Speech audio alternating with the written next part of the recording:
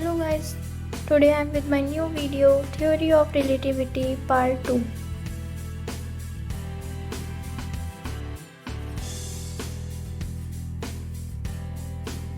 Albert Einstein published the theory of special relativity in 1905, building on many theoretical results and empirical findings obtained by Albert A. Michelson, Henryk Lorentz, Henry Poincare and others.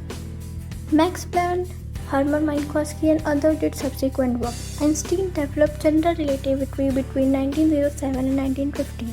With contribution by many others after 1915, the final form of general relativity was published in 1916. The term theory of relativity was based on the expression relative theory used in 1906 by Planck, who emphasized how the theory uses the principle of relativity.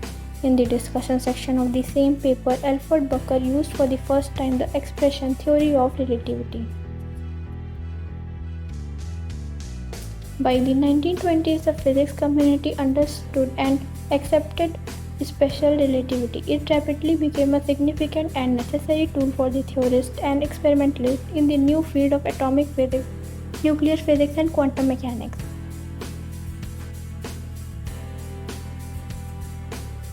By comparison, general relativity did not appear to be useful beyond making minor corrections to prediction of Newtonian gravitation theory.